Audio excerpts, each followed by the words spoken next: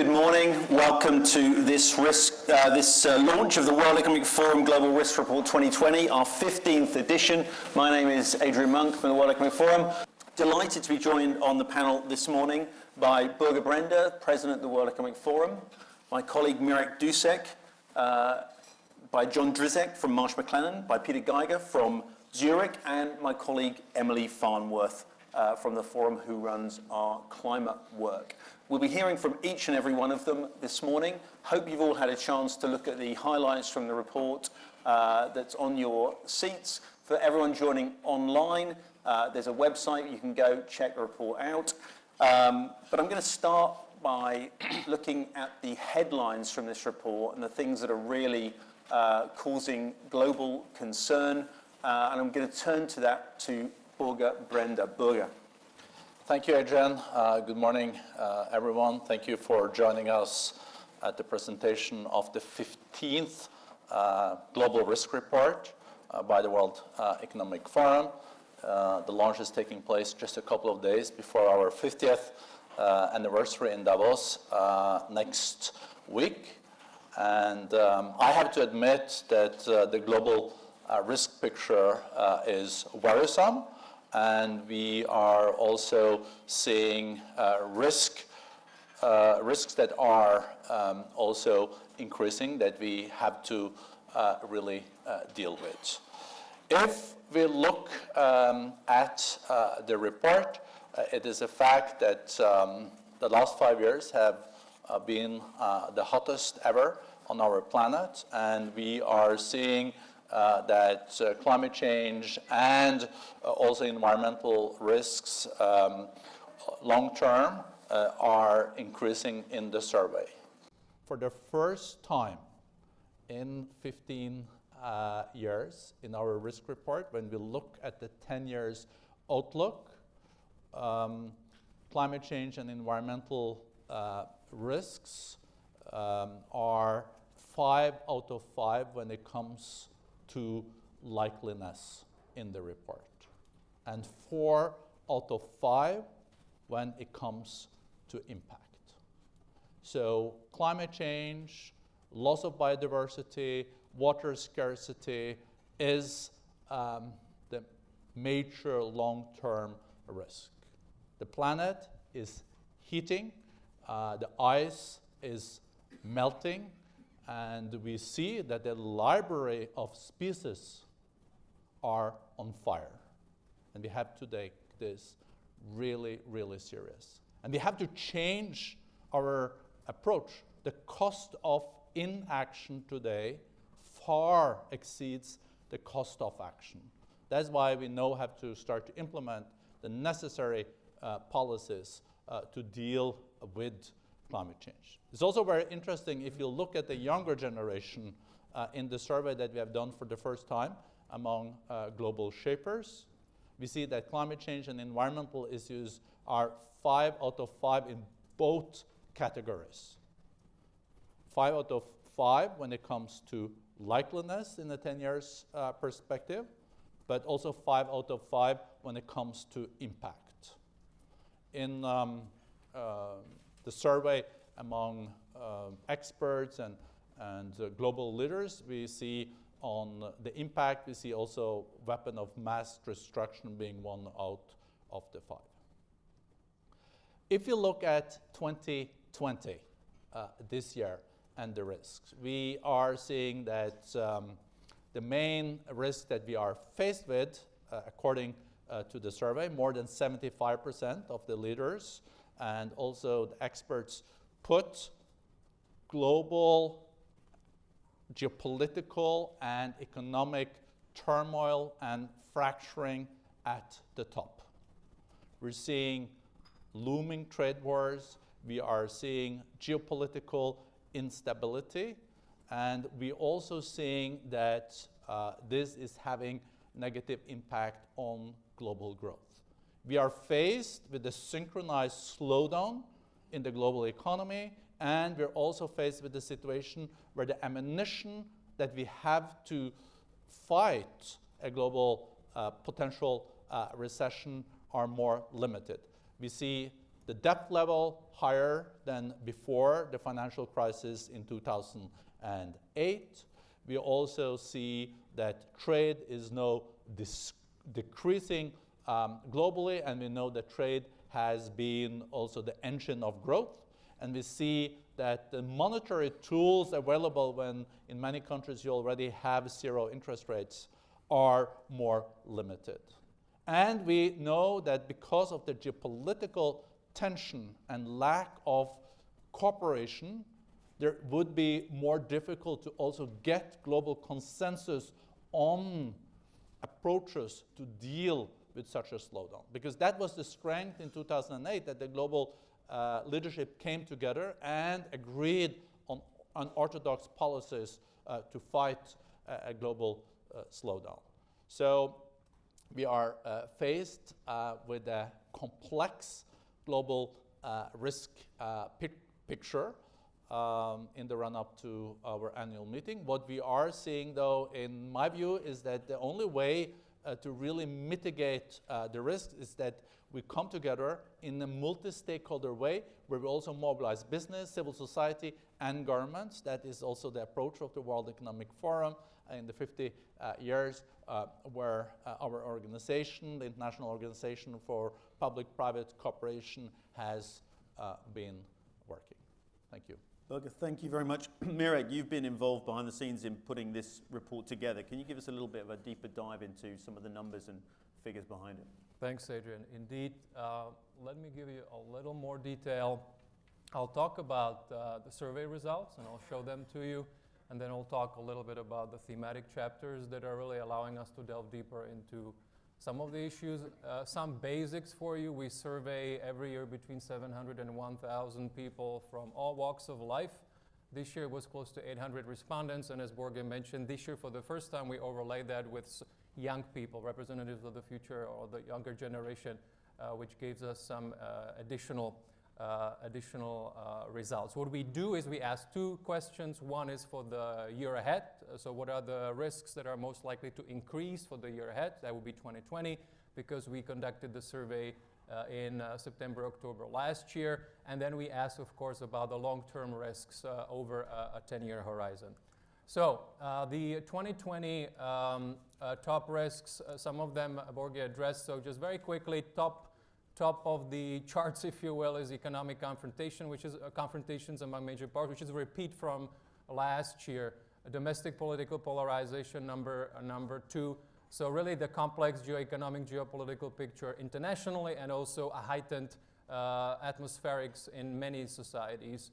What follows are two environment-related risks, extreme heat waves and destruction of natural ecosystems. That's new.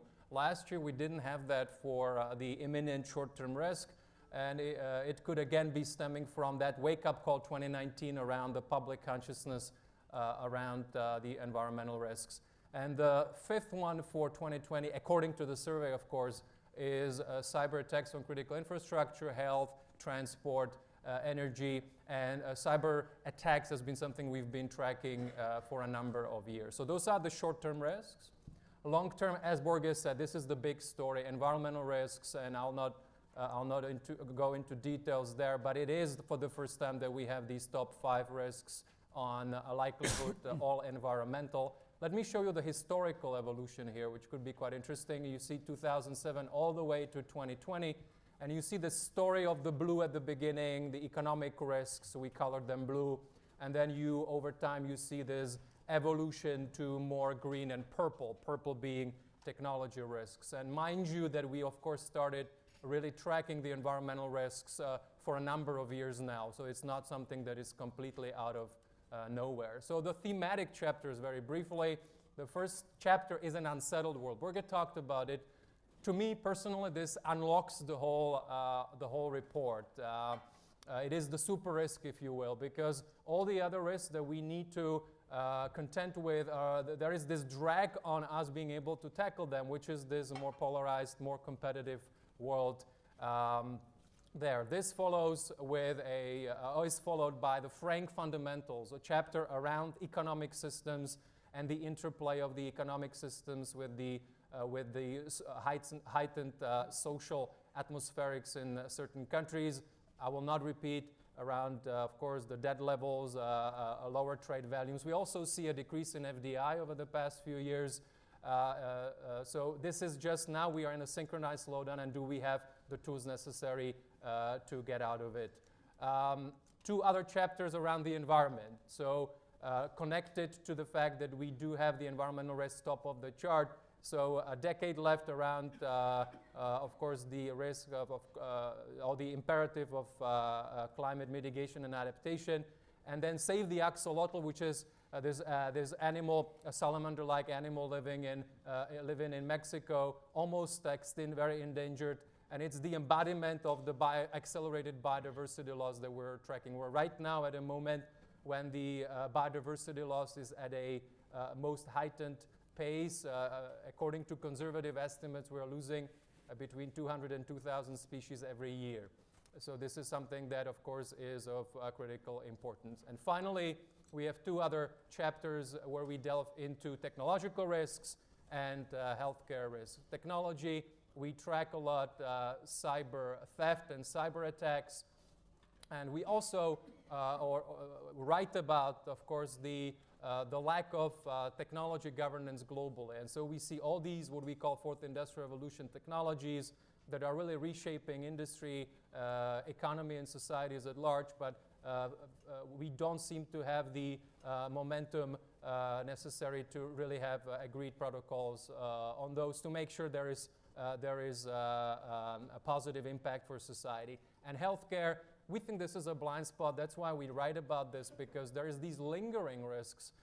We can seem to be able to close on some of these things like polio. There is always a few countries that are still remaining in our ability to really eradicate this disease. We also see now vaccine hesitancy, and we see drug resistance around antibiotics that is actually reversing some of our ability to tackle infectious diseases and pandemics.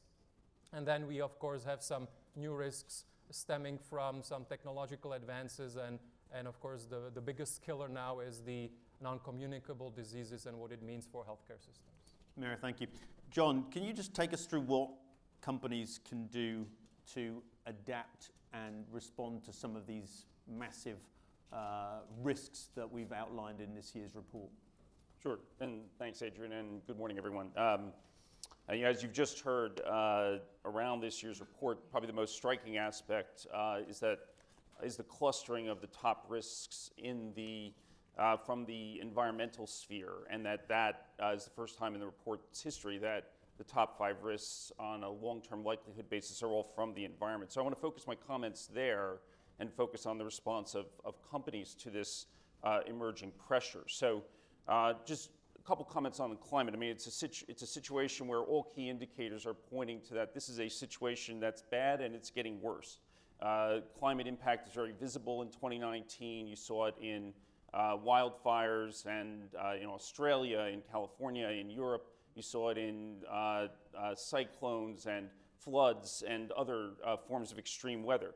And the impact that stems from those on crop production and agriculture, on the livability of coastal areas, and so forth. So there's a mounting pressure for activism, or for action, and coming in the forms of climate activism, in the forms of green agendas becoming very substantive in the discussions around political elections. And so there's a lot of pressure on the public sector to act with respect to climate. But as Borja indicated, given the fractured geopolitical environment, it's harder to achieve that type of multilateral top-down action that would be an effective public sector response for climate. So the pressure is also getting channeled to the private sector, and that's really where I want to focus most of my comments, which is really that the business community now, I think, needs to focus more attention with more urgency on both the risks stemming from climate, but also the opportunities that are going to stem from climate change as well. So focusing first on the sources of pressure, which I think are growing and intensifying. Regulators are starting to require more transparency. You see that with the Bank of England requirements for banks and insurers to stress test on climate risk. And you see it in other forms of more voluntary disclosure, such as with the TCFD. You see investors starting to focus more in this area. So the Climate Action 100, which is actually now 370 investors representing $40 trillion of investment, are starting to push companies to take bolder steps in relation to climate. You would have seen on Monday that BlackRock joined that group, adding $7 trillion of investment. And so that's a powerful force for executives to think about when $40 trillion of investment dollars are now looking at climate through this lens. Rating agencies are using climate in risk assessments. Employees are demanding action. You saw that with the big tech employee walkouts with Amazon and Microsoft and Google. And you see it in the form of customer preferences and companies needing to respond to the shifting preference toward green products and services. So all of the stakeholder groups in business, whether investors, employees, customers, regulators, are all starting to bring more attention to this issue, and I think it will focus attention in the executive suite. So I think businesses will take actions in two ways. One is looking at how they can become more resilient to the climate change that's coming, and I think that starts perhaps by looking at the physical risks and supply chain risks that they are going to need to grapple with that come from climate change. But I think coming back to the pressures I was just citing, there's now risk for businesses related to unexpected regulatory change, rapid shifts in customer preference, reputational issues that could stem from employee pressures, loss of investors, potentially litigation for either acting or their inaction with respect to climate change. So I think this is going to grab more attention, and we would strongly urge companies to be proactive in evaluating their the risks and the financial impact of the climate change on their business. And I think today's improved risk modeling technology enables that type of quantification to be done, and for businesses to be put in a position to manage and mitigate their risk better. Finally, just looking at doing the same type of analysis around how climate scenarios can create risk issues for companies, also I think will kick out opportunities for many businesses and where there could now be action taken with respect to climate really strictly for the commercial interest of the business. And this would be potentially opportunities in new markets or expanding markets that relate to climate change, like renewable energy, like new forms of agriculture. It could be in financing climate resilience investments in infrastructure.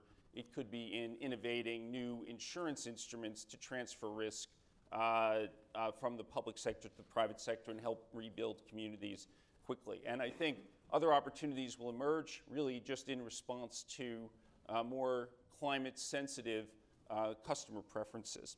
Great. So finally, just wrapping up, pressure is growing. Business leaders should really consider the actions they need to take much more urgently, and I think that will help both in the mitigation of some of the risks, but also in contributing to the overall progress on climate change. Thanks, John. Peter, can you talk us through some of the biodiversity risks and some of the issues around climate change transition? Yeah, thank you, Adrian. Well, the next decade will prove to be a critical few years for the future of greenhouse gas emission mitigation and adaptation to the physical consequences of climate change. Climate change certainly started as an environmental threat, but the transition required is a process of far-reaching structural, economic, technological, and social changes. Transition risks are becoming increasingly apparent. The longer we wait, the more painful the transition will be. Each major economy looks different and will respond differently to transition risks, depending on which part of the economy is transitioned and how quickly. Actions to reduce emissions in one carbon-intensive sector can impact the actions in other sectors. There are at least 3 dimensions to this transition problem, depending on how technological, economic, societal transition pathways develop in different environments. Technological change alone will cause stranding of assets. Across many sectors, such as mining and power gen, there are changes towards lower carbon technologies that will transform these sectors. Economic incentives and drivers are needed from governments, but with the consent of electorates. In a multipolar and multi-conceptual world, nationalist and populist agendas are often not aligned with such policies. Economic drivers of transition create complex interactions of value, loss, and gain. Multiple strands of policy are often conflated in transition risk modeling, which in itself is in its infancy. Those climate policies will lead to social impacts. Making the transition to a prosperous, resilient, and zero-carbon economy quickly, effectively, and equitably is an existential challenge for everyone on this planet, including investors and workers. Establishing safety nets for workers, creating decent green jobs, and including impacted communities in planning would help ensure the well-being of groups disproportionately affected by market shifts. At the same time, biodiversity is declining faster than it has at any other time in human history and is threatening life on our planet. Humanity has already caused the loss of 83% of all wild mammals and half of the plants. Our food and health systems are tied to ecosystems. We rely on biodiversity in fundamental ways, from pollinating crops to curing diseases. But perhaps an even more important implication is that we are faced with a vicious cycle. Biodiversity loss and a warming planet are closely linked. The exacerbation of one can often lead to the acceleration of the other, and vice versa. Faced with this challenge, businesses, consumers, and regulators must act to shift paradigms and prioritize investments for safeguarding the planet we live on. The dramatic loss of biodiversity not only brings serious risks for societies and the health of the planet, it will also have a profound impact on our economies and the businesses we operate within them. Businesses must therefore take account for ecological risk to their operations and reputations. The greater the biodiversity in the ecosystem, the more likely it is that it will be able to adapt to a change in its environment, including climate change. As such, preserving biodiversity is a measure businesses and regulators should use when managing climate change transition risk. Alongside the risk, the next decade brings tremendous opportunity. Technological breakthroughs are happening all the time. Within each sector, there will be winners and losers. Transition risks could be managed through long-term governance, for example, of the renewable technology sector, and incentives for clean technology innovation.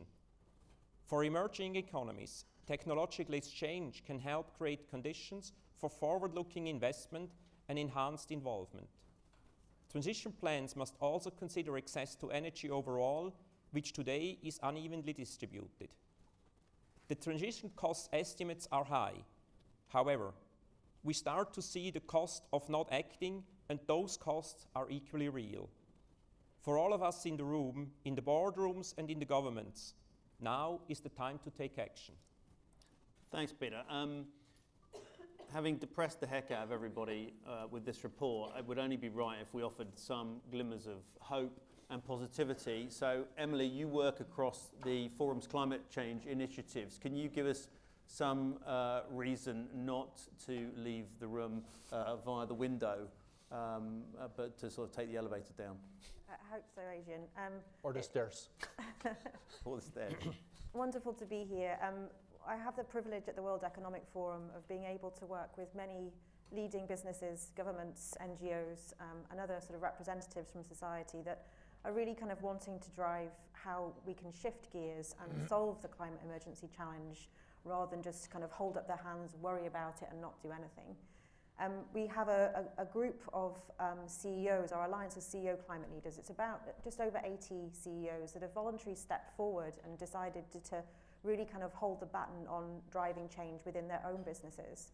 They got together at a time when we really needed a global agreement on climate change. So in 2015, having a strong voice from the business community that really did want a signal on how do we really kind of cut emissions in a significant way was extremely important. And they've continued to drive change within their own businesses, looking at ways to reduce energy use, to switch to low carbon energy, to find new ways of getting themselves and their supplies across the world, etc.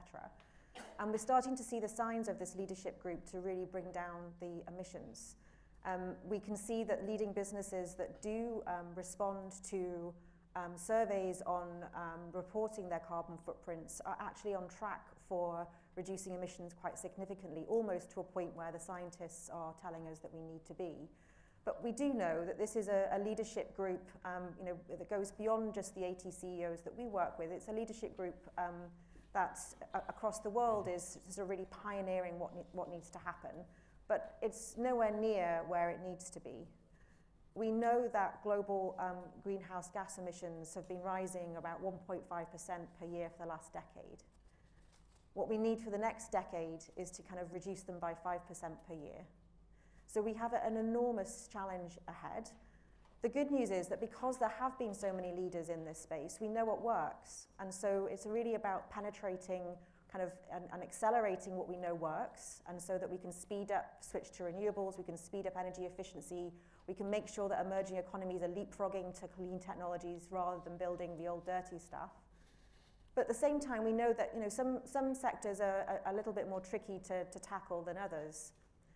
Some of the harder to abate sectors, as they're sometimes called, so sort of cement and steel and chemicals, some of the mobility spaces like shipping and aviation have got a bigger challenge than just switching on the power to renewables. We were amazed, we were asked to support India and Sweden last year to really bring together some of these industry sectors to think about the opportunities that they had to drive emissions reductions. There's a report by the Energy Transitions Commission that demonstrates it's actually possible, theoretically possible, for these companies to reduce their emissions to get to safe levels by 2050, net zero emissions by 2050, at only a cost of around 0.5% of GDP. So we know it's possible, we have the technology, and now after a lot of effort between both governments, as I said, with the leadership of Sweden and India and many others, for some of these harder to abate sectors to step up. And the World Economic Forum is partnering with the Energy Transitions Commission and many others to bring together some of these sectors through a Mission Possible platform to really collaborate on how we can speed up some of the distribution of technologies that these companies need. And I guess the kind of win-win with working with these organizations is many of the solutions that they need are relevant across these different sectors. So when you help one sector shift and move towards net zero emissions, then you can help multiple sectors at the same time. So that's a sort of huge opportunity. These sectors collectively represent about 30% of all energy-related carbon dioxide emissions and are growing because of the need for cement, because of the need for goods and services, because of the growth of mobility in emerging economies as well as our own. What we're also recognizing is obviously this link with the need for addressing biodiversity. And another good story is if we can start to address some of the climate challenges, we can also address some of the issues around nature restoration. There's a huge, we've seen a huge surge in interest from businesses that really want to invest in nature, looking at the opportunity for natural sequestration of carbon in addition to being able to build resiliency, to be able to look at better practices for agriculture, to look at really kind of building out buffer zones for, kind of on the edges of rural communities that really need to sort of shift gears in terms of how they're managing land. So that these multiple factors that, as I said, that we have the opportunity to work with some of the leading organizations that really want to make a difference. And I think that's what we'll be focusing on as we go into our annual meeting next week to talk about how do we accelerate all the good things that are going on and incentivize those that need some extra support to get onto this track. Emily, thank you very much. Got some questions. If you have a question, we have, I think, microphones. Could you just tell us your name and where you're from when you ask your question? And we'll try and see if we can get to as many folks as possible, starting with the gentleman there in the middle. I recognise. Yeah, Larry Elliott of The Guardian. The report highlights in a totally uncompromising way the risks of climate change and the threat to the environment. Yet next week, when it comes to the global annual meeting in Davos, lots of these CEOs who are saying they're up for the challenge are going to be flying into Zurich in their private jets. I'd like somebody on the panel to comment on what looks to me like a substantial reality gap between the rhetoric and the action on the ground. I think it's pretty obvious that the best way to travel anywhere is the most sustainable method. And most people who go to Davos actually go by train. And in fact, there's a 50% reduction across the Swiss rail network for everyone going there, and some 30,000 people will be attending by rail. If you look at some of the things we're putting in place, if governments, and they seem to be the worst offenders when it comes to private travel, are going to make the journey, there's now biofuels available at Zurich Airport, so they can actually fill up their aircraft with sustainable fuel. You've also got to look at the carbon offsetting we put in place. I mean, you can go and visit some of the places that actually benefit from the carbon offset schemes we put in place for the annual meeting. And when we do the annual meeting, it's ISO certified, which is quite a complicated process to go through, as I'm sure everyone in the room knows if you've ever been through ISO certification. And the sustainability measures we put in place actually overcompensate for the annual meeting. So for those of you who came here today without compensating your travel, you're probably benefiting from the work we've put in place to compensate for the annual meeting in Davos. So that's good news for all of us. So yeah, I think in terms of actually looking at the sustainability of that meeting, there's a huge amount of effort. I'd be very happy afterwards to connect anyone with the folks who run our sustainability work. I don't know if anyone else wants to chip in on that issue, but it is something we take really seriously, because you're absolutely right. There's nothing worse than an organization identifying a risk and failing to do anything about it, which is why we take it so seriously. William Goodwin from Computer Weekly. The report talks a lot about the interconnection of different risks and how they interplay with each other. One of the risks you refer to is large-scale cyber attacks and how that could combine with the breakdown of infrastructure, technological infrastructure. Could you elaborate on what the scenarios might be there, and also how they might interplay with other risks such as climate change and many things happening at once? Okay, thanks for that. And can we just grab a question from the gentleman in the middle as well?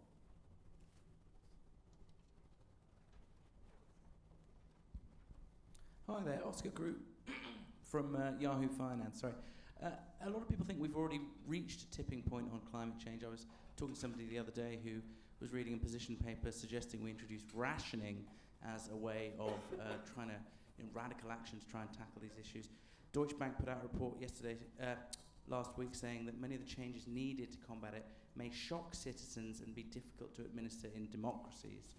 What sort of changes can we expect to see for the man on the street if all the sort of changes you're suggesting in Davos at the top level do get put into place? How is day-to-day life going to change if governments and businesses take this seriously? Great question.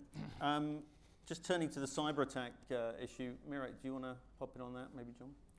Yeah, no, this is cyber attacks, cyber theft, as you saw also for 2020, cyber attacks to critical infrastructure are top risks we've been tracking for a while. And our cyber center in Geneva recently published a report where they look at the number of cyber attacks, and the trend is obvious. They are increasing. If you're a cyber professional, this is your bread and butter, and increasingly, as you may know, the boards, the CEOs, and also mainstream decision makers need to contend with planning for cyber emergencies. And as we also then exist more online, there is more of our lives online, so more is at stake.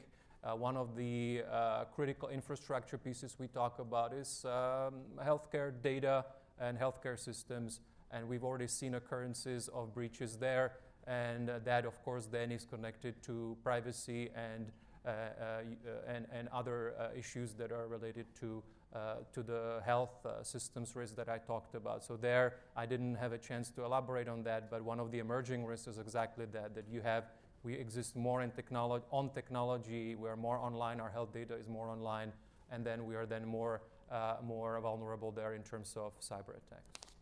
John? Just wanted to add a couple of points. I mean, one of the connections between cyber and the critical infrastructure attacks are really through the lens of the geopolitical environment that Borg outlined earlier, where you see a more fractured environment creates higher risk of state-sponsored cyber attacks, which by their nature could be more targeted at critical infrastructure.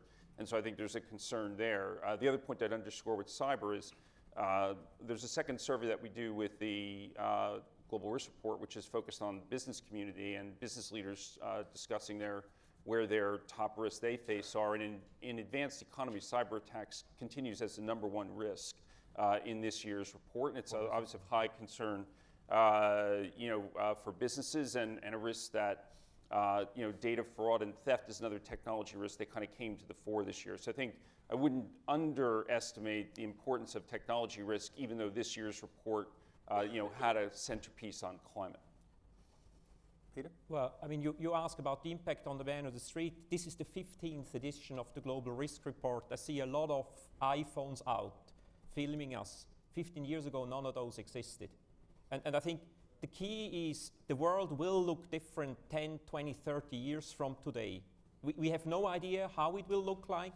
What we're saying is it is key to steer the development in the right direction into a carbon efficient, into a low carbon economy. And I think it will affect kind of everyone, but everyone will lead a different life 20 years down the road anyway.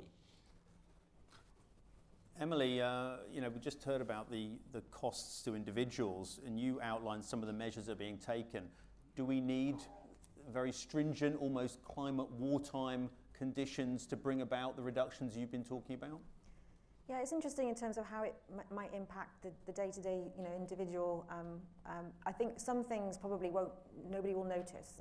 If you plug in your kettle to boil to boil some water for a cup of tea, you probably don't really know where your electricity is coming from. If you've got a renewable energy tariff, then that's where it's coming from. But it doesn't really change the fact that you can boil a kettle. Similarly, as your pension funds start to green, unless you're really tracking them, you're not necessarily going to see those differences. But those things that are changing in terms of the energy mix, in terms of the investment into infrastructure and future businesses are things that are going to be significantly going to change things. In terms of the more visible pieces, the more visible things, it may be, you'll notice more options from, when you go into restaurants and cafes, you see more options for kind of low carbon, plant-based, vegan choices on the menu.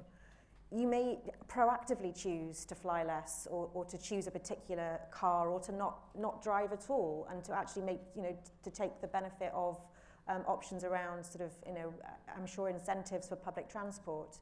Now, obviously, that's the luxury that we have living in countries like the UK. We have all of these things.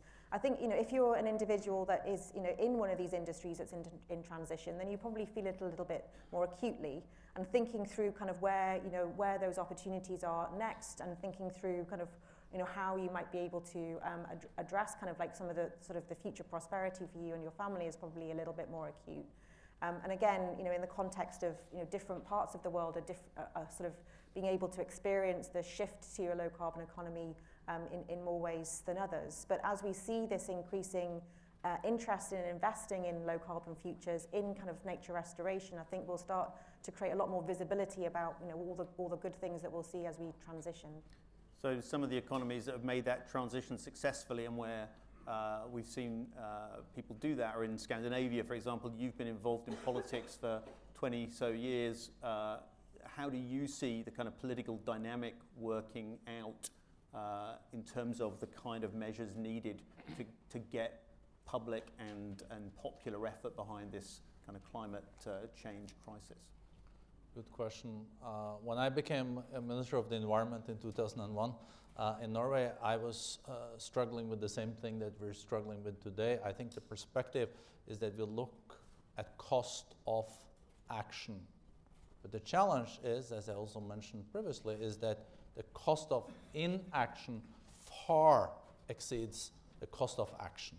The challenge is that we are not unlocking the necessary investments because of a polarized world. We're not able to agree on the measures that put a price on emissions. And the only way to also secure future technology is that emissions will also pay a price. And these are important moving forward. And things can happen very fast. 10 years ago, the price of solar was 10 times the price today. Who would imagine 1/10 of the price of solar energy in 10 years? And in many places in the world now, solar is competitive.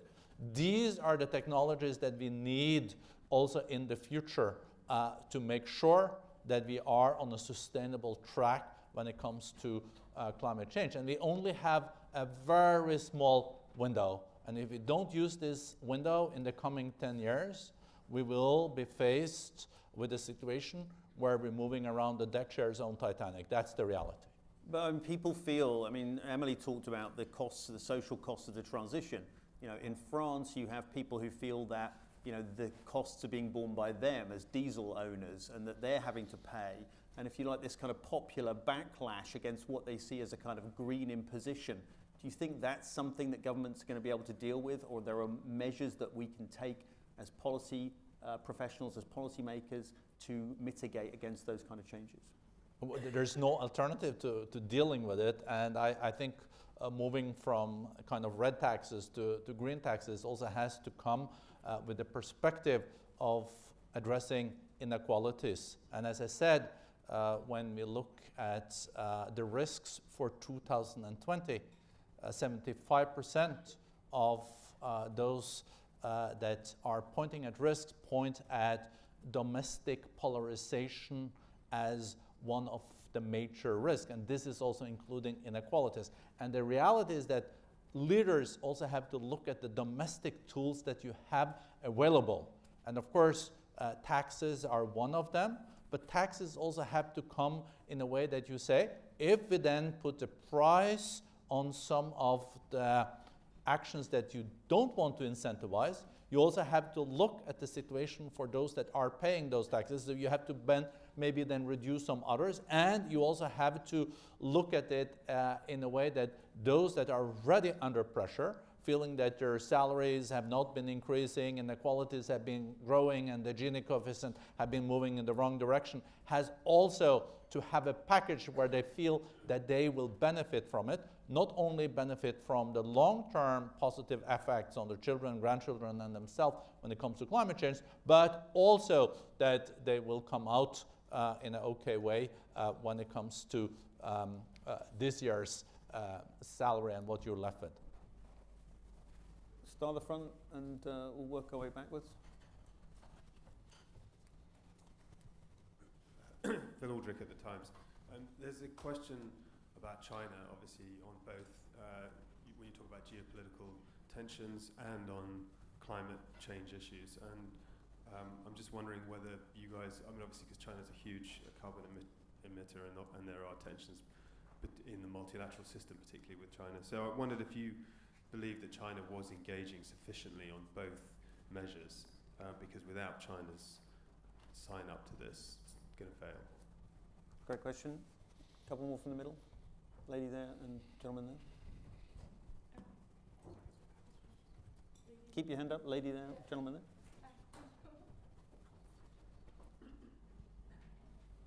Thank you so much. Vivian Oswald from the Brazilian paper O Globo.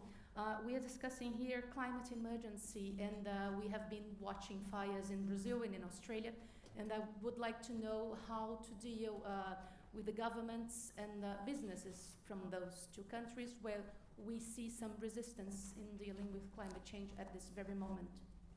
Great point, and just gentleman there. Purple shirt. There we go. Thanks, Adrian. Jitendra Joshi with the AFP. I just wanted to come back on the reports section on diseases and pandemics we're seeing right now. Obviously, the report was compiled prior to the current outbreak of what is described as a SARS-like virus in China, which in recent days has now been confirmed as spreading into beyond China and possibly further afield. From the report, from your findings, how ready is the world for another pandemic on that sort of scale? Great questions. Maybe I can start on China with you, Birger. And China obviously has a massive role to play in any of the measures that we're talking about in addressing these crises. No, it's true that China, together with the US, are the two largest economies, more than 40% of the global GDP. China is also a major emitter of CO2. They have agreed to the Paris Protocol. China has targets. It's crucial that China is a part of this, and that energy efficiency is continued. And also China has played a major role, for example, on solar, on wind. The manufacturing of solar and wind has been so effective that the prices have fallen, and this also shows that China has been a responsible player here and sticking to their multilateral agreements. So we cannot succeed in the field of climate without having also China on board. On the pandemics and epidemics, I think it's a very important question raised. I don't think the world is ready for another pandemic or epidemic, and we need to invest much more in this field.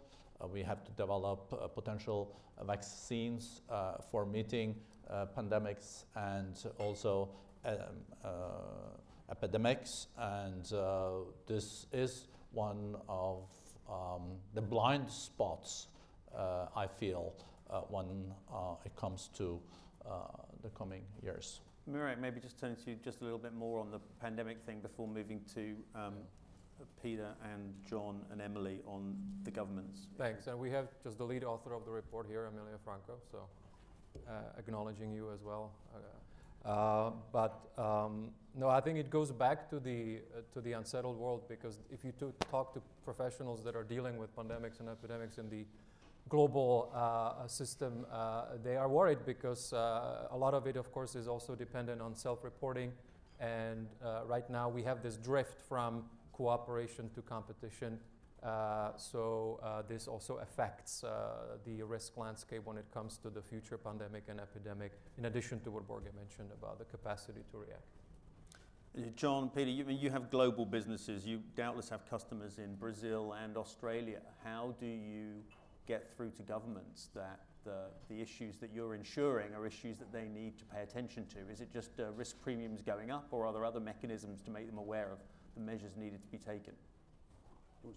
Well, I think Australia is an important example now, and we should not confuse individual events, as bad as they are, with trends. I mean, I think that's one of the issues here when we look at Australia. I think the weather patterns in Australia clearly show signs of climate change. The forest fires that we see may or may not kind of be heightened by that. At the same time, Australia basically is still investing in thermal coal, and that just leaves you a bit confused. I mean, I'm probably in the same camp as many people here in the room. As a company, we have decided to basically start no longer supporting some of these technologies and industries. I think Brazil is quite a different example. I think Brazil, and from a risk perspective, I think that's the issue that we see, is repeating a mistake that the Europeans have done maybe 100, 200 years ago. Many times in our history we have deforested, and every time it has ended in a tragedy. And I think in Brazil, really the question is how can we not make the same mistake again as a global society that we have made many times before? How can we stop before it's too late? Because that's one of the things about ecosystems is those are not discrete systems. They'll tip over. And that's what we're warning of. The whole biodiversity discussion goes in that direction. Nobody knows when those systems tip over. There is no economic value currently kind of registered in the value of a pollination. It just happens. Nature just does it for us. 75% of our crops depend on pollination. Now think about insects disappearing in a region. That's a catastrophic outcome. And I think that's where we want to raise awareness that there is true costs if these systems tip. John? Yeah, the only point I would add is that I think, coming back to some of the comments I made earlier, I think businesses will respond to pressures from their stakeholders. And so those that could be from regulatory signals. So if there's policy changes that raise the cost of behaving in a certain way, I think they could respond to that. They could also respond to pressures from investors or customers or employees that put pressure on the business to change and act in a different way. So I think that there are things that can be done by all stakeholder communities to kind of raise, and maybe borrowing Borge's language, to raise the cost of inaction. And so it can be compared to the cost of action in this regard. And then I think increasingly we'll see that. I specifically with Brazil and Australia, I'm not sure that I would call those out as the most prominent examples of this, but I do think more generally the pressure on businesses is going to grow, and I think you'll see action that's more constructive stemming from those stakeholder pressures. Emily, you talked about the work we've done with CEOs, but also some governments. I mean, how do you get on board governments who are aggressively taking a line against the climate change science? I think what we found that's been the most effective is to work with leaders. So often, in some countries, it's been helpful to work with states and regional leaders and city leaders that actually can implement changes much more effectively. And I think we've seen that leadership really kind of continuing the trend in an upwards direction to respond to citizens. And I think the visibility of some of these extreme impacts of climate change are heightening citizen awareness, and citizens are voters, they're employees, they're consumers. And so I think this will only continue to kind of really push businesses and government leaders to understand the trajectory that we need to go in. Okay, we've got about 5 minutes. Can I just get a quick cast around? Should we start right at the back and go work our way forwards? So, gentleman there. Thank you, Jonah Hull, Al Jazeera. The World Economic Forum is arguably the world's biggest business lobbying this year businesses to make changes in line with climate change. The elephant in the room, presumably, will be the world's biggest climate denier, Donald Trump, who, at a stroke, if he wanted to, could influence many of the changes you advocate. So my question is, how destructive overall is the US president's climate skepticism to the overall effort, and will you be lobbying him to change? Okay, well, just to correct you, we're not a lobbying organisation, we're a membership organisation, so we sadly don't lobby anyone for anything, but we do try and develop evidence-based approaches to scientifically demonstrable situations.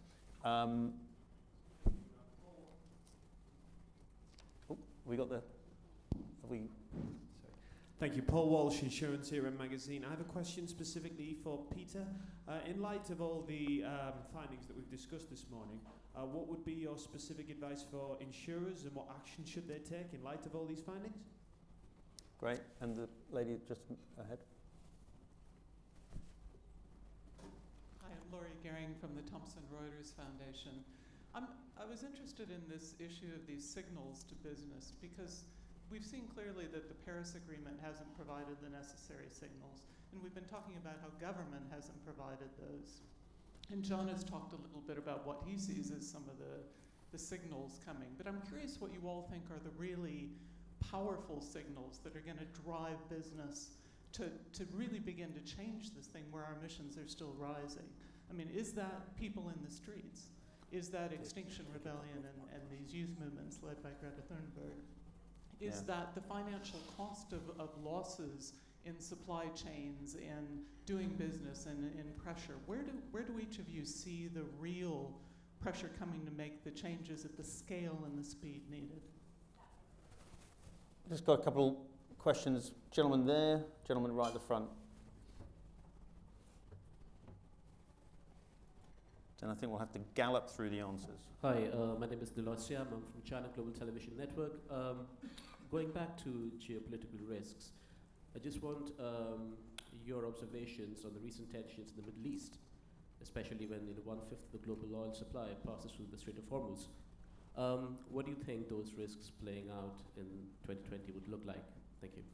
Great. And finally, gentleman at the front.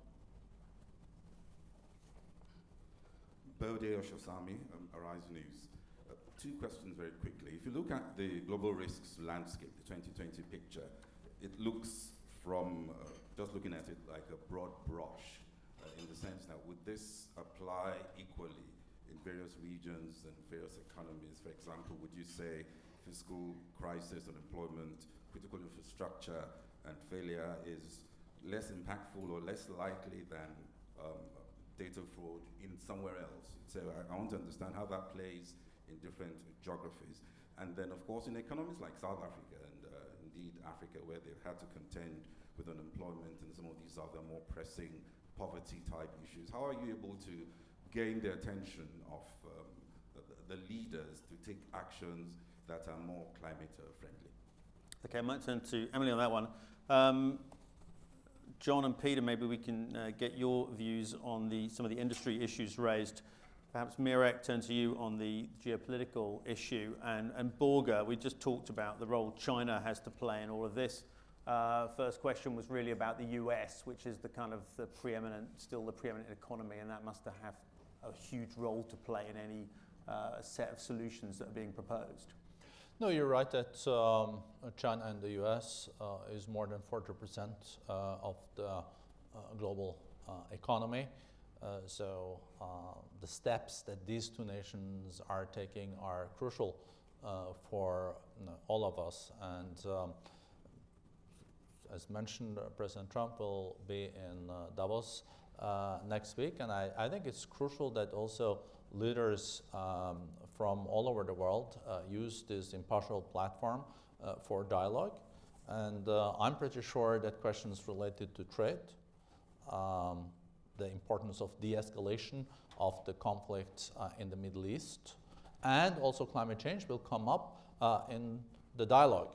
And as the International Organization for Public-Private Cooperation, what is very interesting to see is that on many of these issues, business now have been really pushing for proactive policies on climate change, on biodiversity, but also underlining the importance of trade. Trade has been the engine of growth, and when we're seeing that trade is now slowing, it will also have impact. But also that companies more and more say that the business of business is not only business. The business of companies is also to take more responsibility, and this is also very much aligned with the basis of the World Economic Forum when Professor Klaus Schwab initiated the forum back in 1972, that companies that really want to be in it for a long run has to also take responsibility towards its employees, but also society at large, and now also the planet.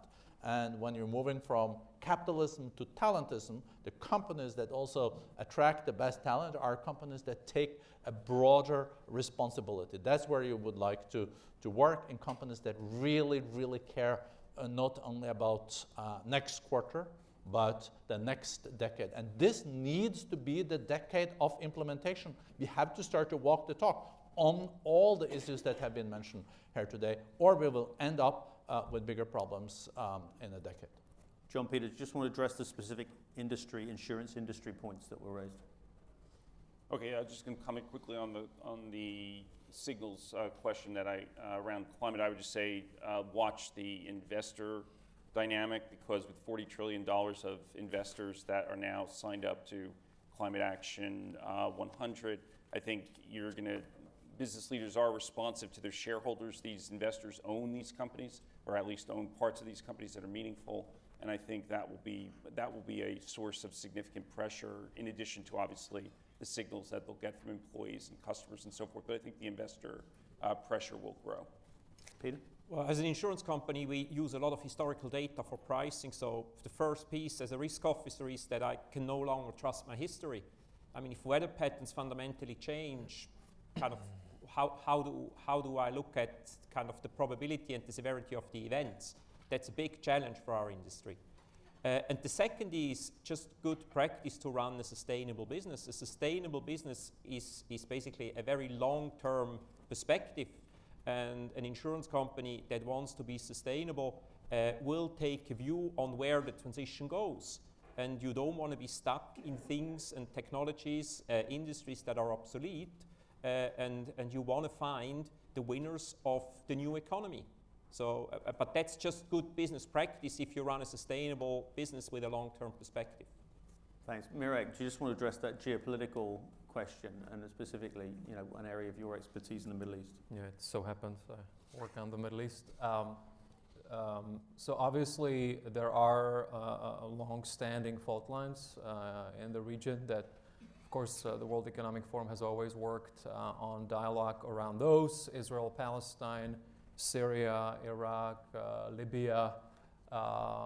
What is even more concerning, of course, is that we now exist in this unsettled global landscape. So our analysis, what we are writing about, is that in this landscape, then what used to have the international consensus moving toward really coming together and solving these issues, but in this unsettled landscape, we're seeing some conduct and behavior that is actually exacerbating some of these risks. So, and the final thing is just not to be underestimated the internal governance risks that may be hidden now because of all the attention being paid to the geostrategic issues, but they're at the root of a lot of those conflicts. And you may remember the Arab Human Development Report from early 2000s, where a lot of outstanding Arab scholars came together and really put together a great study of what it takes to take the region to the future, and those things, a lot of them are still there, and it's a big risk for a lot of the economies in the Middle East and North Africa. And again, we work with our business community and government leaders to have a data-based approach to those. Great. And Emily, we heard about signals. I mean, just to end this panel, are there positive signals that we can look to that might give us reason to end this on an optimistic rather than pessimistic note? Yeah, sure. I mean, I think the signal that the Paris Agreement sent was extremely well received by leaders within the business community, that you can genuinely see the trend in terms of their emissions reduction and their ability to want to work across value chains to continue that trend. I think the other thing that we're seeing is that new social entrepreneurs, tech entrepreneurs that are really kind of looking at new innovations and are springing up across the world are also really growing in terms of both their visibility and their ability to access some of the businesses that we work with and the platforms that we work with. So I think what we're seeing is this opportunity and this exponential change. We've had quite a long period of a few decades now of a lot of these new technologies being developed, even a lot of new approaches to collaboration across different stakeholder groups being developed as well, so that when the cities and companies or citizens and cities kind of start coming together, then you can see those trends kind of really rising. So in the context of this next decade of delivery, I think all of these things being put into practice will give us a good sense of, we know what the challenge is, we just need to really get on and address it. Thanks, Emily. I mean, they say that risks happen very slowly and then develop very fast, but the same is sometimes true of attitudinal changes. And I think if you look at the survey results from some of the young people around the world that we've questioned, you can see that perhaps there might be reasons for optimism in terms of the sacrifices people are willing to take, the behavioral changes they might be willing to adopt, and the seriousness with which they view the kind of things we've been talking about here this morning. Our kind of motto remains, pessimism of the intellect, optimism of the will. If you'd like to take anything deeper with the folks here, there's time after this panel, and just someone who can help you. Emilio, can you just stand up and say hello? Emilio Franco, who's the report's author, who's done all the hard work that you'll see in this report with his team, and he can take you right underneath the numbers and some of the other stuff inside it. Thank you all very much indeed for being here, and look forward to seeing some of you next week in Switzerland. Thank you. Thank you.